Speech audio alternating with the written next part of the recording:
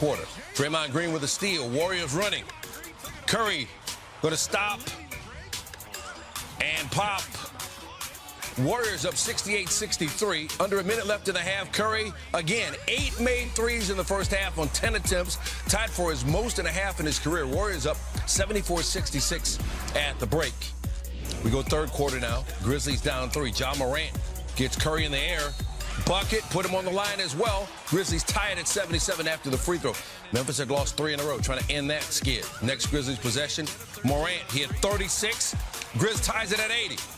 Under 6 minutes to go in the third. Warriors down 3. Curry gets the steal, pushes the pace, and then waits to knock down the 3. 45 points, 11 threes through 3. Remember, the NBA record is 14 by his former teammate Klay Thompson. 103 apiece after 3. Fourth quarter, Curry, 16 of 31 from the floor overall. Warriors up 1. About 4 minutes to play. Off the inbounds, Santi Aldama.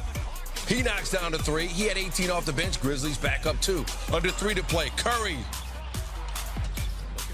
How about a 50-piece and 12 threes? Warriors back up 1. About a minute to play. Key play here. Warriors up 3. Curry. No good, but Brandon Pajemski out of nowhere. Kalena Azubuike calls him AirPods. 8 for Pajemski. Warriors go up 5. Under a minute to go. Moses Moody. Lonely out there. He had 10. And as Morant heads to the bench, he gestures to the Warriors bench, resulting in double technicals. Warriors get the win behind 52 points and 12 threes from Curry. And here is Curry now as the Warriors move into the 5th spot in the West, past the Grizzlies. I'll be honest, I had actually forgot that that fact. I was just kind of more focused on how big this game was for us. The intentionality that we came out in the first quarter was just a great game plan to understand how they guard us. I thought about, you know, their style. They try to junk up the game on defense, top locks, and trying to send me into the paint and traffic and all that. We had a counter for that to start the game. But other than that, it was just trying to win a big game and embracing the moment. How'd you hit him on this trip? Golfed a couple times?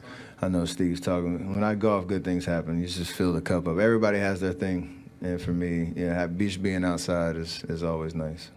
How rejuvenated do you feel from maybe the week off, maybe the golf, whatever?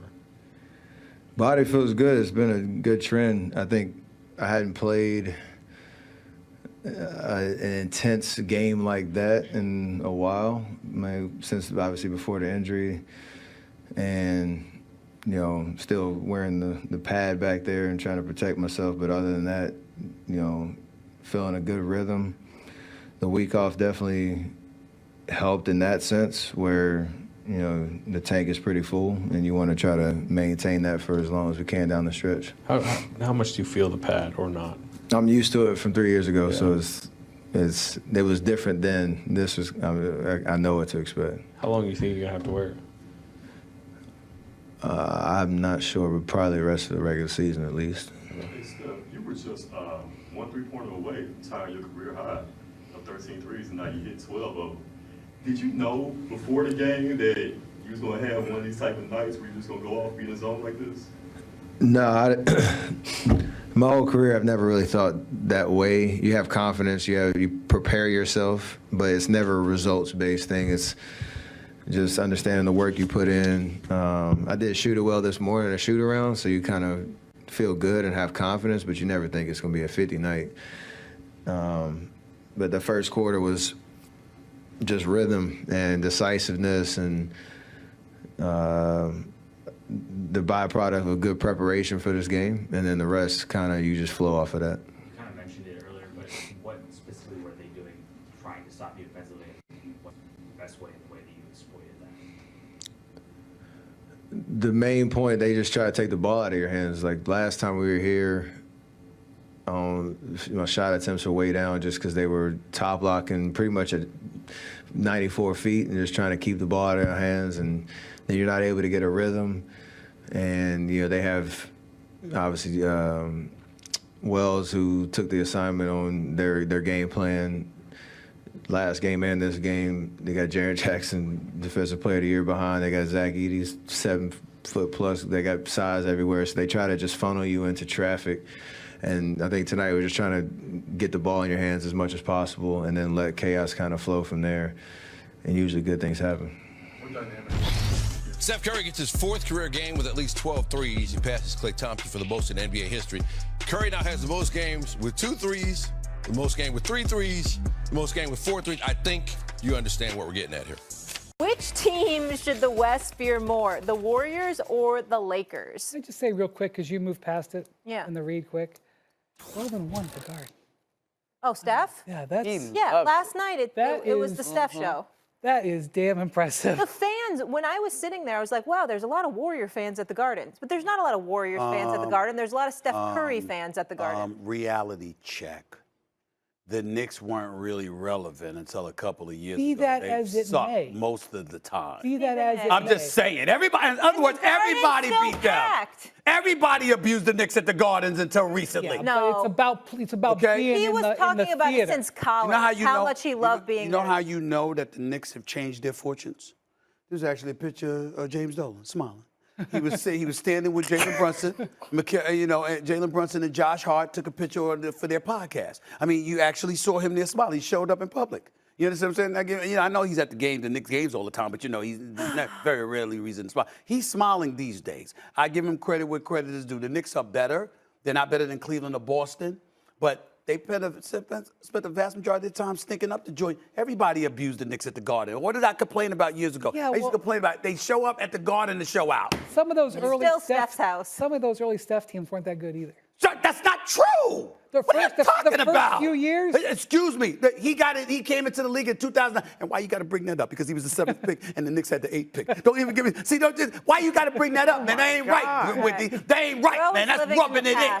This brother showed up second, third year in the league. Anyway, it was still Steph's house last night. I'm sorry, Molly. It was a good question. It's a good question. It's okay. It's okay. And you know what? Y'all go ahead. All right, can I get into this actual Go question? ahead. I don't even want to talk right now. Go ahead. Since the trade deadline, the NBA, we talked about how exciting it's been, what the Lakers look like with Luka now, and obviously the Warriors, what Jimmy Butler's added on defense and kind of re-energized them as well. So tell me this, which team should we fear more down the stretch? Is it the Warriors or the Lakers? I don't feel great about this answer because I have seen Jimmy Butler rise up many times in the postseason. But my answer is the Lakers because of Luka. Because Luka is still got the ability, as we saw 1 year ago, to elevate a team. The definition to me of a superstar is that you can take a team that is lesser than in a playoff series and win. LeBron's got that all over his early resume. Luka's done it twice by the time he was 26. He did it when he beat the Suns, when he was with the Mavericks, and they got to the conference finals. And last year, they beat 2 teams in a row when they didn't have home court advantage. I got Luka, his ceiling, making the Lakers the more dangerous team. First of all, Kwaku, this question is crazy. It's a little challenging. Can you say that you have to fear a team that's sitting in number 2?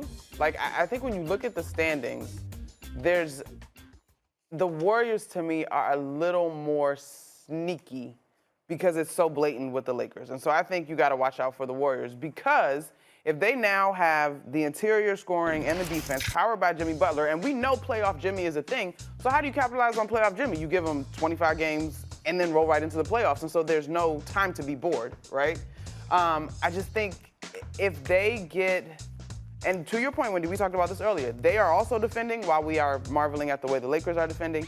They are also putting it together, and I think the balance that they're developing around Jimmy Butler, the freedom for both Steph and Jimmy Butler, the ball movement we saw last night, I might be leaning Warriors on this one.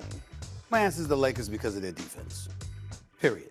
Having said that, because I know what Luka's going to give you, I know what LeBron's going to give you. What is their defense going to give you? That's the question. And I think that J.J. Redick and his staff have been answering that question. Can't say enough about the job that they're doing. Having said that, Wendy said something that I find very, very interesting, and I want to sort of like shift gears just a touch while Eminem is here. It's a little stiff. You gotta loosen up the shoulders. You know, It was a little. you brought up. Go on, You what brought, yeah, I was. Yeah, we got, A little stiff. I was leaning. I know you're lifting weights now, but you got to remember to stretch. Right, you're right about that. Mobility is Right important. about I feel like you're my trapped. my stuff He is- couldn't my even stuff lift is- his- my stuff- he my couldn't stuff is even very- lift his right, arms up. More like a core shake. Right, Yeah. you know, but I look good. Anyway, All right, do. I Here's want the to get to deal. what Shaq said, so could you be Hold on. quick? Thanks. Wendy said, when you talk about Luka, somebody that has taken a team that has ascended them Yeah. with less, right? Let me ask you a question. Do you think he's the best to ever do that? Because I got an answer to give you. No, I can't say that yet. Can I tell you who I think? Who I think about when you brought up that very category? Come on, y'all. You know I'm gonna take a moment to give my boy AI some love, Allen Iverson. Oh, you went When way you, left. when you go to the finals, you understand? George Lynch, Eric Snow, Aaron McKee, you know, stuff like that. I mean, listen, those are my brothers. Love them all. And God rest the Kemba and Tumble. So I'm just saying, Tyrone Hill, let me not forget him. I mean, it was Allen Iverson. And they went up against one of the great teams the last 30 years. Listen, Allen Iverson, the only thing that stopped him